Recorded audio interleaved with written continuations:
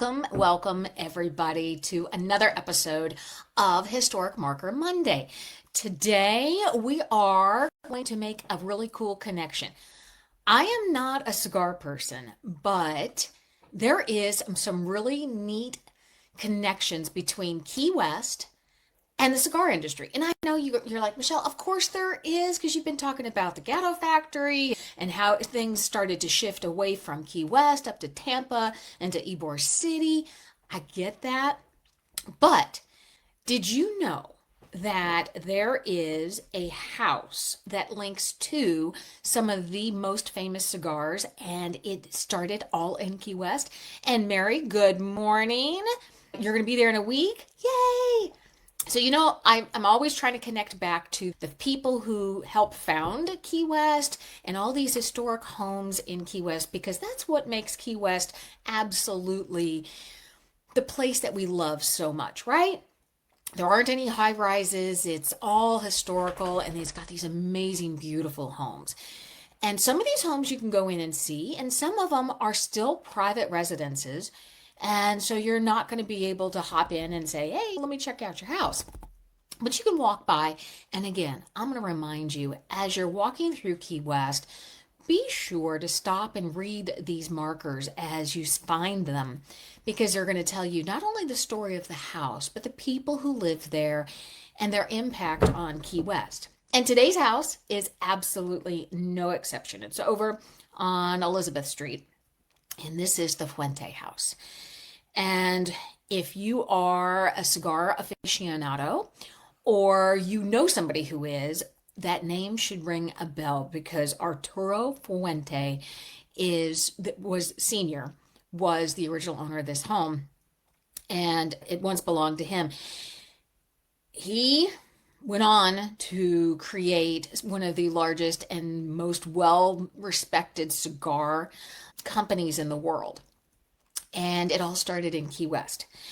So he lived in this house from 1906 to 1912.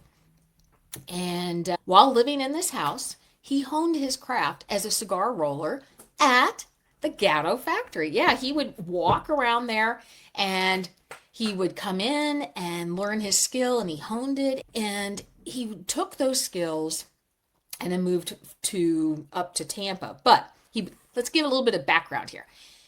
He was born in Cuba, and he immigrated to Key West, like many others did, because he was looking for freedom and opportunity.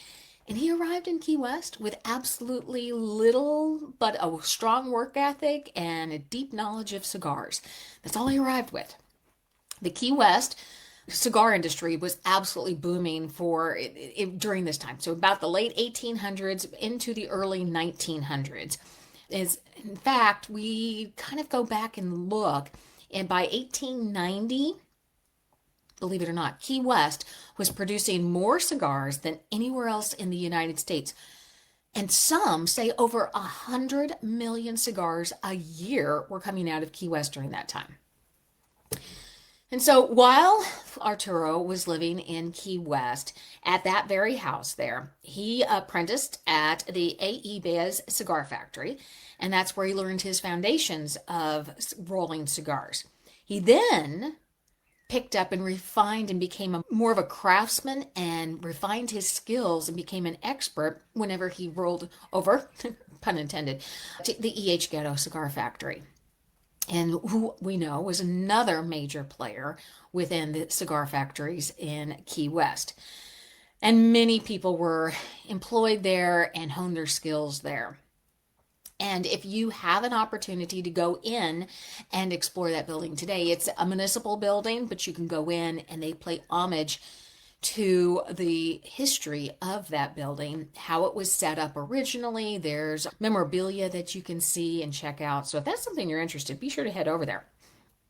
But Arturo learned his skill, got it down pat, and then he moved to Ybor City, which was Tampa's cigar district, and started his own company in 1912. So he immigrates from Cuba, learns how to hone his skill, becomes an expert in cigars, and then he goes up to Tampa with a lot of other people, because by about this time, that's when people started to leave Key West and head up to Tampa, up to Ybor City, and he started his own company. And that company had challenges. He had a fire, he had to relocate, and eventually he ends up with a permanent home in the Dominican Republic. And there, the Fuente family built one of the most respected cigar operations in the world. Today, if you look it up, the Arturo Fuente cigars are the largest family-owned premium cigar company in the world. And I think it's still true, but that's what we're going with. And they produce lots of different styles of cigars. And they're known to be perfectly rolled, and the presentation in the box that they come in is amazing.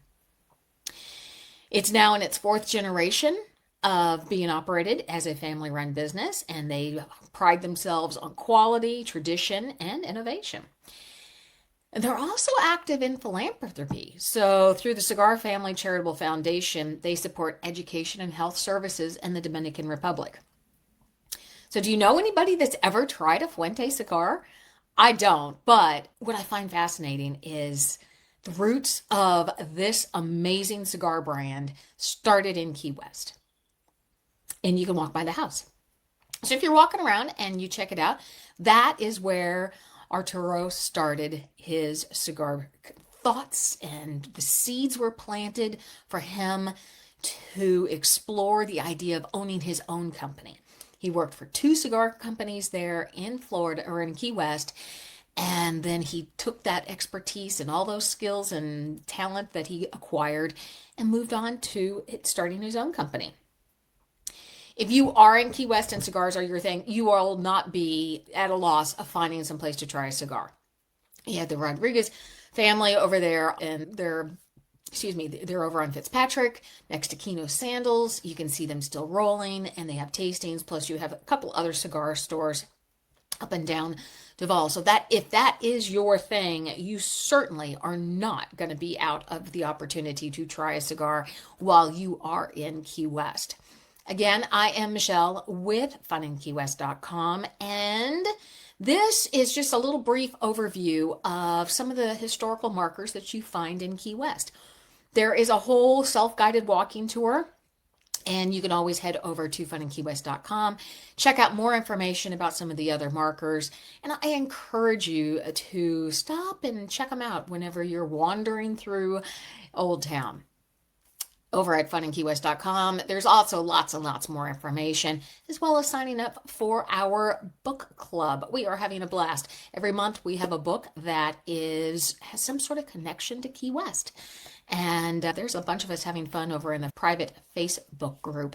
And I encourage all of you to come join us. That is today's episode. Thank you so much for stopping by. Thank you for checking in. Thank you for your comments. And thank you for all of your support. It's greatly appreciated. You guys have a great day, and we'll talk to you later. Bye.